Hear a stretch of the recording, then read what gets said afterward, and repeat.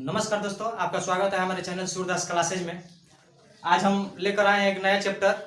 तो चलिए क्लास शुरू करते हैं। तो आज का हमारा सब्जेक्ट रहेगा श्रृंखला श्रेणी। ठीक है, तो इसमें हम देखेंगे कि ये सीरीज रहता कैसे है। टाइप 1 में हम देखते हैं, टाइप 1 में देखते हैं हम नंबर सीरीज। तो नंबर सीरीज में जैसे मान के चलिए 1 हो गया, 2, 3, 4, 5। क्वेश्चन दे देगा कि 1, 2, 3, 4, 5 दिया है। ठीक है, तो इसका नेक्स्ट जो अगला पद होगा वो क्या होगा। ठीक है, तो हम इसको आसानी से पता कर सकते हैं। इसका अंतर देखेंगे हम। ठीक है, तो यहाँ पे देखिए एक का अंतर है, यहाँ पर भी एक, यहाँ पर भी एक और यहाँ पर भी एक। ठीक है, तो एक एक में जोड़ कर बढ़ रहा है, तो एक में एक जोड़िएगा तो 2 होगा, 2 1 3, 3 1 4, 4 1 5 और 5 में जब हम एक ऐड करेंगे तो यहाँ पे 6 आ जाएगा। ठीक है, तो अगला इसका श्रेणी क्या हो जाएगा, तो 6 हो जाएगा। ठीक है, चलिए कभी कभी होता क्या है कि इसमें प्लस भी होता है और माइनस भी होता है। ठीक है, एक बात और इसमें, अब इसका जरूरी नहीं है कि ये जो सीरीज बनेगा ये लगातार ही बनेगा। 1 का 2 से, 2 से 3 से, 3 का 4 से, 4 से 5 का, ऐसा मतलब परफेक्ट नहीं है। ऐसा जरूरी नहीं है कि 1 से 2 से। इसका हो सकता है कि 1 का रिलेशन 3 से भी बने, 3 का रिलेशन 5 से बने, 2 का रिलेशन 4 से बने, 4 का रिलेशन 6 से बने। ठीक है, एक गैपिंग देकर भी रिलेशन बन सकता है। ठीक है, अब ऐसा जरूरी नहीं है कि लगातार ही हम बनाएंगे। ठीक है, तो चलिए आगे देखते हैं। इसमें देखिए, इसमें प्लस भी होता है और माइनस भी होता है। ठीक है, तो चलिए आगे एग्जांपल से समझते हैं। दिया 1, 2, 4, 4, 7, 6। तो पूछेगा यहाँ पे खाली स्थान है, यहाँ पे कौन सा अंक आएगा। ठीक है, तो देखिए एक में एक जोड़कर 2 लाया, फिर 2 में 2 जोड़कर 4 कर दिया, फिर 4 का 4 ही कर दिया, तो ऐसे सुटेबल नहीं बैठ रहा है। ठीक है, तो हम क्या करते हैं, एक गैप दे देकर के चलते हैं। तो देखिए 1 का रिलेशन कीजिए आप तीसरा पद से, तीसरा का कीजिए 5वां पद से। ठीक है, तो यहाँ पे हम गैपिंग देखते हैं कि 3 ऐड करके लिखा है, यहाँ पर भी 3 ऐड करके लिखा है। ठीक है, अब इसका देखते हैं 2 से 4 का, यहाँ पर देखिए 2 ऐड कर दिया है और 2 से 6 कर दिया, यहाँ पर भी 2 ऐड कर दिया है। ठीक है, तो अगला जो पद होगा तो 1, 4, 4 में 3 जोड़कर 7 और 7 में 3 जब जोड़ा जाएगा, ऐड किया जाएगा, तो यहाँ पे क्या हो जाएगा 10, यानी प्रश्नवाचक चिन्ह की जगह पे हमारा क्या हो जाएगा 10। ठीक है, तो चलिए एक और देखते हैं। अगला एग्जांपल है 15 है, 12 है, 13 है, 13 के बाद 10 है, 11 है, 11 के बाद से 8 है और 8 के बाद से प्रश्नवाचक चिन्ह है। यहाँ पे कौन सा अंक रहेगा। ठीक है, तो देखिए नॉर्मली हम क्या करेंगे, इसका जो मतलब ये जो श्रेणी दिया गया है इसको जांचेंगे कि आखिर ये कौन सा अंक करके बढ़ाया है, 1 1 करके बढ़ाया है कि 2 2 करके बढ़ाया है कि 3 3 करके बढ़ाया है, या सम संख्या बढ़ाया है या विषम संख्या बढ़ाया है या भाज्य संख्या बढ़ाया है, कुछ भी बढ़ा सकता है या घटा सकता है। ठीक है, तो देखिए हम यहाँ से क्या करते हैं, पहला पद का रिलेशन लगाते हैं दूसरे पद से। तो यहाँ पे क्या किया, देखिए 3 माइनस कर दिया। ठीक है, फिर यहाँ से एक देखिए 1 प्लस कर दिया। ठीक है, तो 3 माइनस 1 प्लस। अब यहाँ पे देखिए, यहाँ पे क्या किया है, फिर 3 माइनस कर दिया। ठीक है, फिर यहाँ पे 1 प्लस कर दिया है। अब देखिए नॉर्मली आप ऐसे भी कर सकते हैं, नहीं तो इसको क्या कीजिए, इसको हम करेंगे कि पहला वाला पद का संबंध जोड़ेंगे तीसरे वाले पद से, तीसरे वाले के बाद करेंगे 5वें वाले पद का। तो देखिए यहाँ पे क्या किया है कि -2 कर दिया है। ठीक है, फिर 13 में से 2 घटा करके 11 कर दिया है। ठीक है, अब देखिए दूसरे पद से हम चलते हैं चौथे पद की तरफ। तो यहाँ से क्या किया, 10 में जब 12 में 2 घटा करके लिखा है तो 10 हो गया, फिर 10 में देखिए 2 घटा करके लिखा है 8 हो गया। अब 11 में से हम क्या करेंगे, 2 माइनस कर देंगे, तो यहाँ पे क्या आ जाएगा 9, यानी प्रश्नवाचक चिन्ह के स्थान पे हमारा क्या रहेगा 9, जो कि हमारा यही आंसर हो जाएगा। ठीक है, चलिए टाइप 1 का एक और क्वेश्चन देख लेते हैं।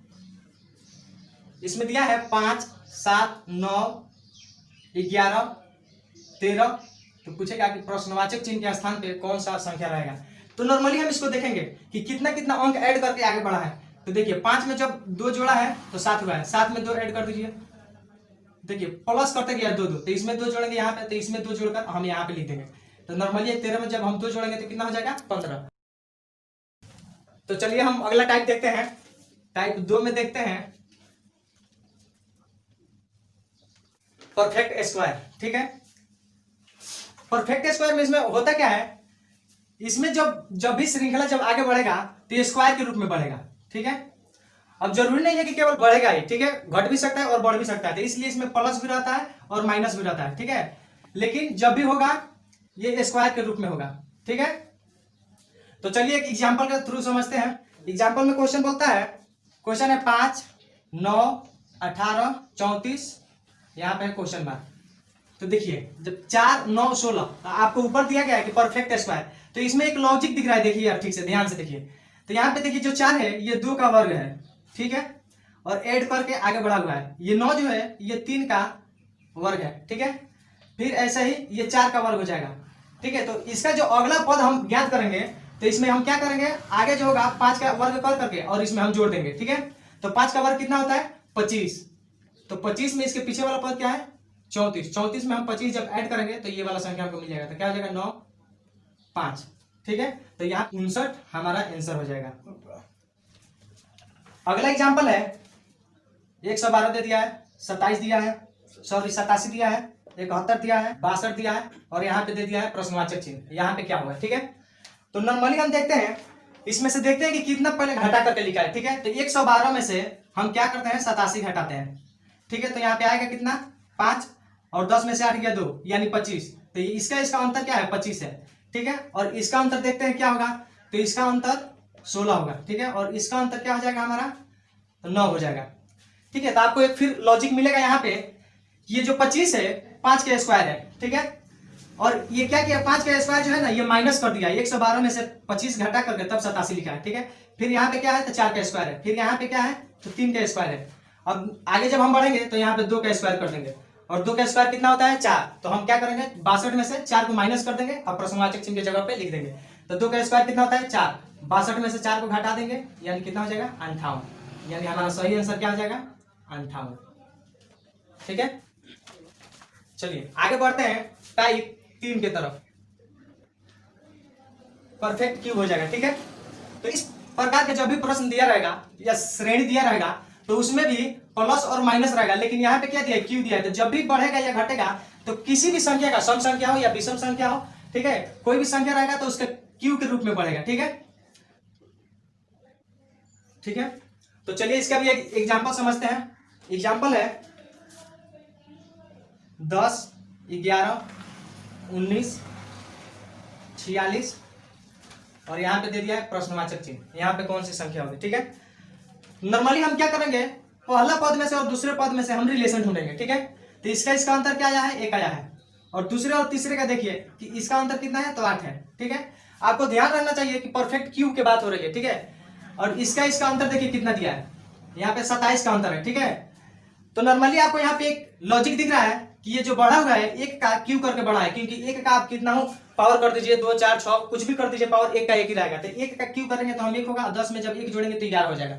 ठीक है, अब यहाँ पे देखिए 8 किसका क्यू होता है, तो 8 जो होता है 2 का क्यू होता है, 2 दूना 4 और 4 दूनी 8। ठीक है, और ये देखिए ये ध्यान रहे कि ये ऐड करके आगे की तरफ बढ़ रहा है। ठीक है, तो ये 27 जो होता है ये हमारा 3 का क्यू होता है, तो 1 का क्यू, 2 का क्यू, 3 का क्यू, तो जब हम अगला पद निकालेंगे तो निश्चित रूप से यहाँ पे 4 का क्यू हो जाएगा। तो 4 का क्यू क्या होता है 4 चौका 16 और 16 चौका 64, तो क्या करेंगे 64 में हम 46 को ऐड कर देंगे, तो जोड़ेंगे इसको तो आएगा 110, तो यानी हमारे प्रश्नवाचक चिन्ह के स्थान पे क्या रहेगा 110, 110 हमारा सही आंसर होगा। ठीक है, चलिए एक और एग्जांपल समझते हैं। अगला श्रृंखला है 100, 99, 99 के बाद से है 91, 91 के बाद से है 64, 64 के बाद से दे दिया है प्रश्नवाचक चिन्ह, यानी यहाँ पे कौन सा अंक रहेगा। ठीक है, तो नॉर्मली हम क्या करते हैं इसका रिलेशन पहले ढूंढिए, इसका और देखिए पहले 100 है बाद में 99, यानी निश्चित रूप से 1 माइनस करके लिखा है, तो यहाँ पे हम क्या करेंगे 1 माइनस कर देंगे। अब यहाँ पे देखेंगे कितना घटाया हुआ है, तो 99 है यहाँ पे और 91 है, यानी 8 यहाँ पे माइनस करके लिखा है। ठीक है, और इसका अब अंतर देखते हैं, तो इसका अंतर कितना जाएगा -27। ठीक है, अब यहाँ पे एक लॉजिक देखिए 1 का यहाँ पे क्यू किया गया है और माइनस कर दिया गया है। ठीक है, और ये जो 8 होता है 2 का क्यू होता है, लेकिन ये भी माइनस में है। ठीक है, यहाँ पे है 3 का क्यू, 3 का क्यू माइनस, जो अगला पद हम निकालेंगे तो देखिए 1 का क्यू किया, फिर 2 का क्यू और 3 का क्यू, जब अगला पद हम निकालेंगे तो क्या करेंगे 4 का क्यूब कर देंगे। ठीक है, तो 4 का क्यूब क्या होता है 4 चौका 16 और 16 चौका कितना होता है 64, तो इसके पिछला पद क्या है 64, तो 64 में से हम देखिए माइनस यहाँ पे, तो 64 में से जब 64 घटाएंगे तो हमारा 0 हो जाएगा। ठीक है, तो प्रश्नवाचक चिन्ह के स्थान पे कौन सी संख्या रहेगी, तो ये हमारा रहेगा 0, यही हमारा आंसर हो जाएगा। ठीक है, चलिए अब अगला टाइप की तरफ बढ़ते हैं। अब चलिए टाइप 4 में देखते हैं प्राइम नंबर्स, ठीक है। प्राइम नंबर्स का मतलब होता है अभाज्य संख्या, ठीक है। अब जब भी श्रेणी दिया रहेगा तो उसमें अभाज्य संख्या या तो जोड़ा रहेगा या अभाज्य संख्या घटाया रहेगा, ठीक है।